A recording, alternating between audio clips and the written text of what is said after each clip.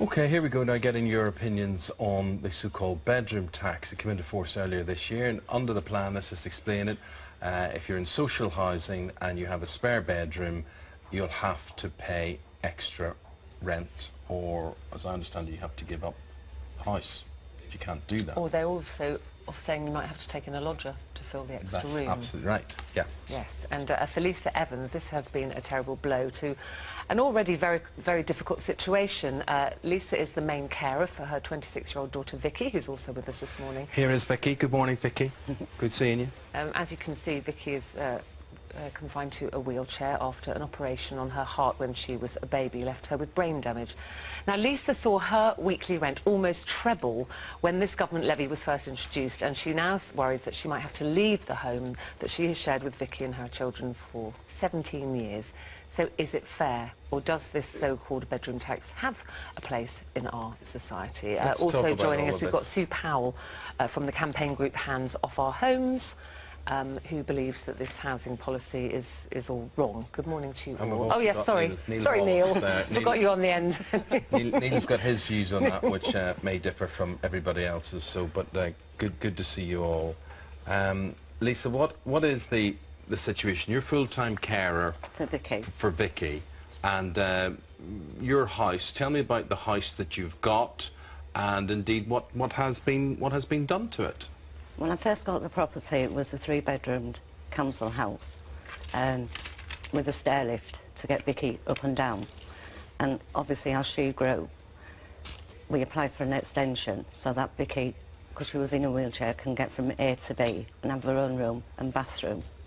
And because we have carers coming in, we needed extra room just in case Vicky was poorly, or I was. So and these modifications, these were paid for by the council? And the government, yes. Yeah. So we ended up with a 2-bedroomed, 1-bathroom extension downstairs, solely for Vicky. So when this tax came in, obviously I've got 3 spare bedrooms upstairs, and my son had left her. So when this came in, it was either pay the rent what they were asking, or move to a smaller bungalow. Which slightly, Neil, well, what's the point? Public money has paid to totally renovate the house and bespoke the house.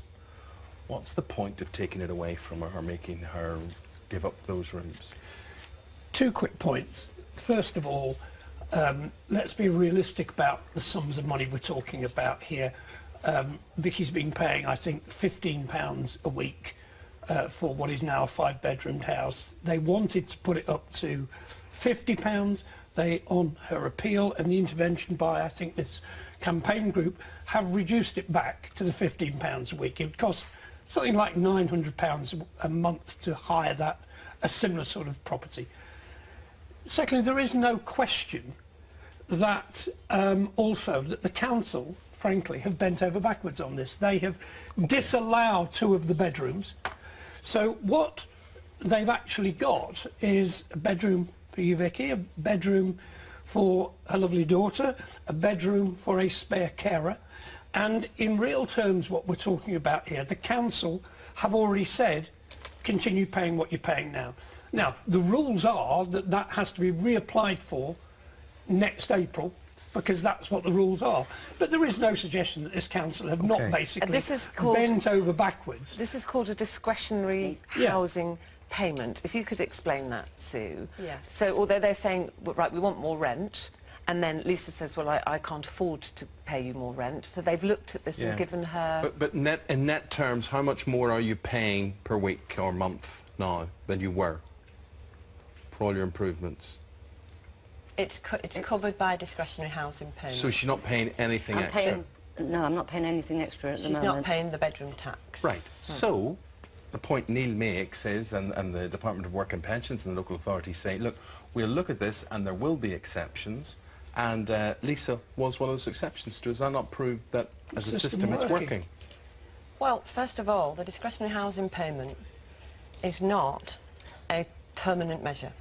It's a very temporary measure, and the local councils and through them their officers are very, very quick to tell people like Lisa and all the 660,000 people who this affects that it is a temporary measure, and some of those people will only have that discretionary housing payment for 12 weeks, which means they are in... So 12 months. No, 12 weeks. The maximum length is 1 year, Yeah. so it could be 12 weeks. Lisa was looking that she got the 12 months.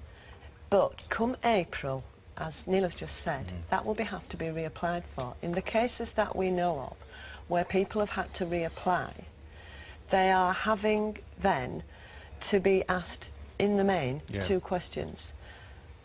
Have you considered moving yet? And have you altered your financial situation? And the vast majority of people in that case will not be able to do But if anything. if they're in council housing, are they helped to move somewhere else? Because it seems to me that there isn't anywhere for them to move. Downgrade, a report has found yesterday that there are not enough smaller houses. Yes. So where do people go, Neil? There is some statistics that need to be borne into mind in this. There are about 250,000 families in overcrowded situations in this country who are in social housing. 250,000 families. There are 1 million spare, unused bedrooms. You mentioned the 660,000, you're quite right. If only half of those are actually actioned, that would wipe out the 250,000 homeless. And don't forget, why did this come about? It came about because between 1997 and 2010, the Labour government of the time stopped building council houses. The housing stock fell by 470,000 we can't houses afford to build them now. At a time when there was huge immigration. Ergo, big problem. You are absolutely right. There's no doubt that one way forward is to build housing, and that ought to be a priority of this government, who, to be fair, have said it will be, but it takes time. I totally see that this is a terrible... That's the politics of it all. Lisa, from your point of view, on a day-to-day basis, a lot of people would say, you would say, that it's not worth all this hassle for the amount of revenue that this is going to create. In human terms, what does this mean for you and for Vicky? You're there, you're still in the house, the local authority says, Selby Council says, you've got that 12 month, and 12 months is the maximum length that anybody's going to get. Then obviously I'll have to reapply next April and start the process again. And that's what's on your mind? Yeah. All the There's time? always that fear. Yeah. We've got a statement from the Department for Work and Pensions said, we've always been clear we will support disabled people and vulnerable claimants, and we're giving councils £170 million this year to do that, plus making £20 million available in reserved funding. With 250,000 people living in overcrowded housing and an estimated £24 billion housing benefit bill for 2013, it's only right that we make better use of the housing stock and do what we can to keep the benefits sustainable. So they're saying they can't afford to keep people. Challenge that. 96%, we know this, it's fact, 96% of the people who are affected by the bedroom tax have nowhere to move. The government's own impact assessment showed that 2/3 of the people affected are either disabled or are, like Lisa, carers of disabled people. Those people have nowhere to move. The government knows they have nowhere to move.